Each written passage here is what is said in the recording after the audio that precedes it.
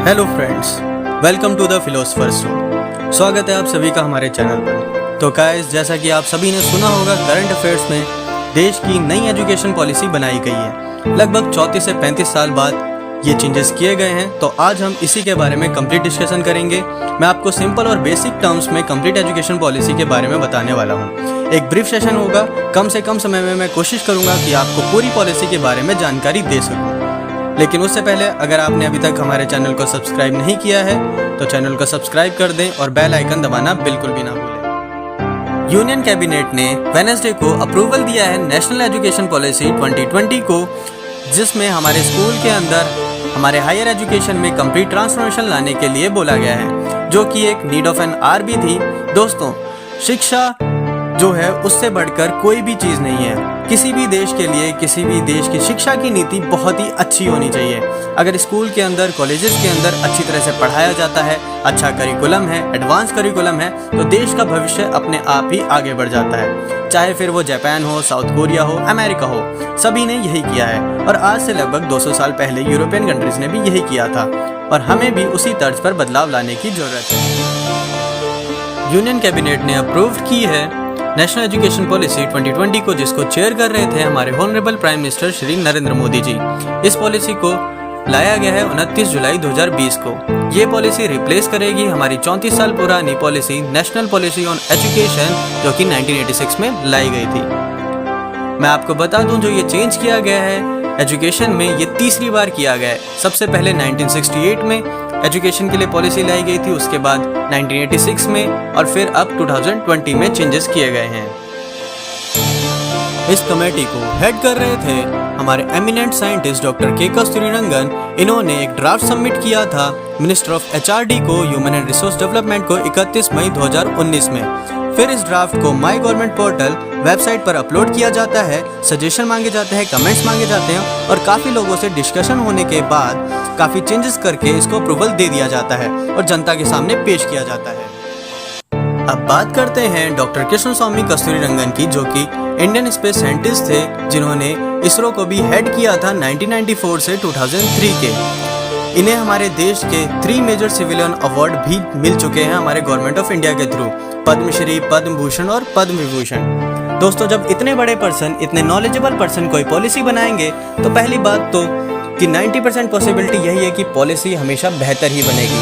और अच्छी बात यह है कि इस पॉलिसी के अंदर कोई पॉलिटिकल इन्फ्लुएंस बिल्कुल भी देखने को नहीं मिला है। ये बहुत अच्छी बात है। मेजरली जितनी भी पॉलिसीज बनती हैं उसमें पॉलिटिकल इन्फ्लुएंस मिल ही जाता है, लेकिन इसमें देखने को नहीं मिला। इस बार की जो पॉलिसी बनाई गई है वो काफ़ी हद तक एडवांस इकोनॉमीज जो कि दुनिया में, उनके सिस्टम से कुछ मिला जुला स्ट्रक्चर इंक्लूड किया गया है। जैसे कि सबसे पहले स्कूल एजुकेशन पे बात करते हैं, तो जो न्यू पॉलिसी है इसका जो मेनली एम है वो यूनिवर्सलाइजेशन किया जाएगा। प्री लेवल से लेके सेकेंडरी लेवल तक, यानी कि नर्सरी से लेके 12वीं तक की शिक्षा के अंदर 100% ग्रॉस एनरोलमेंट रेशियो करने के लिए बोला गया है 2030 तक। दोस्तों, अभी भी नियर बाय 2 करोड़ बच्चे हमारे देश में ऐसे हैं जिन्हें मेन स्ट्रीम एजुकेशन से बाहर हैं, तो उन्हें इंक्लूड करने के लिए बोला गया है। आपको मालूम होगा जो सस्टेनेबल गोल्स हैं यूएन के द्वारा, उसमें 4th रैंक पे, 4th पोजीशन पे हमारा क्वालिटी एजुकेशन आता है, जो कि हमारे देश में बहुत ही कम मिल पाता है। अब डिस्कस करते हैं स्कूल एजुकेशन में न्यू करिकुलम को लेके, जो कि 5+3+3+4 किया गया है। जो हमारा ओल्ड करिकुलम था वो 10+2 के बेस पे था। जैसे कि हम प्रीवियस एकेडमिक स्ट्रक्चर की बात करें तो क्लास 1 to 10 तक आपको पहले एक बेसिक नॉलेज दी जाएगी, उसके बाद हमारी 11th और 12th हायर एजुकेशन में इंक्लूड किया जाता था। लेकिन अब एक फाउंडेशन ईयर दिया गया है 5 साल का, जिसमें आपकी स्टार्टिंग के 3 ईयर्स एक प्री एजुकेशन होगी, जिसमें आपके आंगनवाड़ी, प्ले स्कूल्स वगैरह इनको इंक्लूड किया गया है, और क्लास 1 और 2 को नेक्स्ट 2 ईयर के लिए दिया गया है। ये हमारा फाउंडेशन हो जाएगा। इसके बाद मिडल में आ जाएगी 3 to 5 और 6 to 8। उसके बाद सेकेंडरी में 9 to 12 के 4 ईयर्स इंक्लूड किए गए हैं।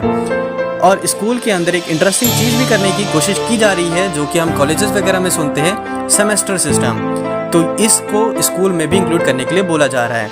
और दूसरी सबसे इंटरेस्टिंग चीज़ की जा रही है वो मेजर और माइनर सब्जेक्ट्स को लेके की जा रही है। फॉर एग्जांपल, अगर कोई साइंस का स्टूडेंट है तो उसका फिजिक्स एक मेजर सब्जेक्ट हो जाएगा, और माइनर सब्जेक्ट के तौर पे वो अपनी किसी हॉबी को भी चूज़ कर सकता है, जैसे कि म्यूज़िक या एनीथिंग एल्स। साथ में यह भी बोला गया है कि जो एकेडमिक स्ट्रीम्स हैं जैसे कि साइंस, कॉमर्स, आर्ट्स, इनके बीच में बहुत ज़्यादा अंतर हुआ करता था, उसको कम किया जाएगा, नो रिजिड सेपरेशन दिया जाएगा।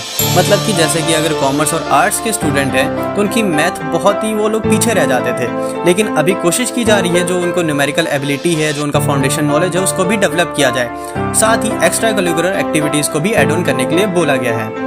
और क्लास 6 तक के बच्चों के लिए एक वोकेशनल एजुकेशन स्टार्ट करने के लिए बोला गया है विद इंटर्नशिप प्रोग्राम्स, जिसमें प्रैक्टिकल नॉलेज देने के लिए बोला गया है, जैसे कि आप कोडिंग या कोई और भी प्रैक्टिकल नॉलेज इसमें कर सकते हैं। नॉर्मली ये स्ट्रक्चर हमें यूरोपियन कंट्रीज़ में देखने को मिलता है, तो इसे भी ऐड ऑन किया गया हमारे न्यू एजुकेशन पॉलिसी में। और ग्रेड 5 तक के बच्चों के लिए उनकी मदर टंग और रीजनल लैंग्वेज में पढ़ाने के लिए बोला गया है। सबसे पहले एक बड़ा इशू यही था कि स्टार्टिंग में हिंदी को कंपलसरी करने के लिए बोला गया था, लेकिन अब इसमें चेंजेस कर दिए गए हैं और क्लास 5 के स्टूडेंट तक मदर टंग या रीजनल लैंग्वेज में पढ़ाने को बोला गया है। अब बात करते हैं टीचर एस्पिरेंट्स की। जो टीचर बनना चाहते हैं उनके लिए भी चेंजेस किए गए हैं। एक new comprehensive national curriculum framework बनाया जा रहा है टीचर एजुकेशन के लिए, NCFT, जिसे 2021 तक डिज़ाइन कर लिया जाएगा, जिसको फॉर्मुलेट करेंगे NCT और कंसल्ट किया जाएगा NCERT के द्वारा, जो कि टीचर्स के लिए काम करेगा। टीचर्स का डेवलपमेंट कैसे करना है इसके बारे में एक फ्रेमवर्क या करिकुलम डिज़ाइन होगा।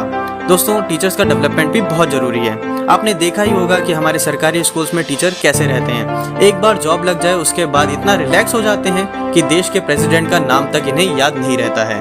और 2030 तक बोला जा रहा है मिनिमम डिग्री क्वालिफिकेशन के लिए, जिसे 4 ईयर का इंटीग्रेटेड BEd डिग्री में चेंज कर दिया जाएगा।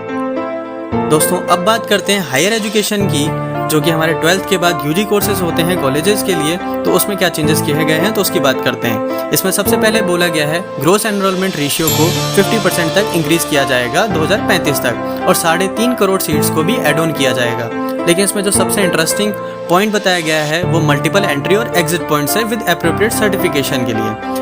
जैसे कि अगर आपको पता होगा कि अभी जो सिस्टम है हमारा, उसके अकॉर्डिंग अगर आप किसी कॉलेज में एडमिशन लेते हैं तो आपको या तो सीधा डिग्री मिलेगी या आपको कुछ नहीं मिलेगा। लेकिन अगर आप अब कोई 3 ईयर का डिग्री कोर्स है, अगर उसे 1 साल करके छोड़ते हैं तो आपको सर्टिफिकेशन मिल जाएगा उसका। अगर 2nd ईयर कंप्लीट करके छोड़ते हैं, एग्जिट मारते हैं, तो आपको सर्टिफिकेशन या एडवांस डिप्लोमा मिल जाएगा, और 3 ईयर पे तो आपको कंप्लीट डिग्री मिल ही जाएगी।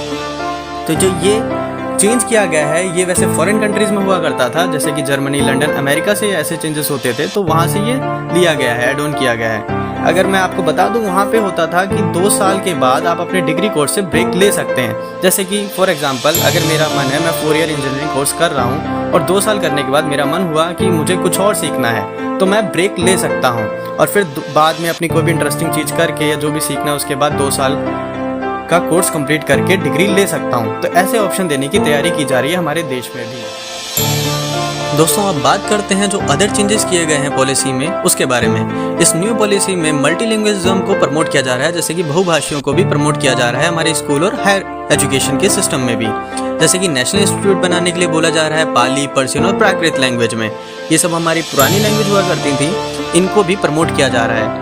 और जो हमारा सेंटर है, इसने स्टेट को बोला है इसके साथ में वर्क करके जो पब्लिक इन्वेस्टमेंट है एजुकेशन में, जो उसमें 6% तक GDP का लगाने के लिए बोला गया है, इन्वेस्टमेंट करने को बोला गया। इससे पहले 4 to 5% ही GDP का एजुकेशन पे इन्वेस्ट किया जाता था, तो इसे बढ़ाकर अब 6% करने को बोला गया है। दोस्तों, उम्मीद करता हूँ कि आपको ये वीडियो अच्छा लगा होगा, आपको पूरा एजुकेशन पॉलिसी समझ में आई होगी। बेसिक टर्म्स में मैंने आपको समझाने की कोशिश की, आपको एजुकेशन सिस्टम के बारे में जो चेंजेस हुए हैं हायर एजुकेशन में टीचर्स को लेके, तो उनके बारे में मैंने आपको बताने की कोशिश की। अगर वीडियो आपको पसंद आया हो तो वीडियो को ज़रूर लाइक करें और चैनल को सब्सक्राइब करें। तो मिलते हैं नेक्स्ट टाइम। टिल देन, जय हिंद, जय भारत।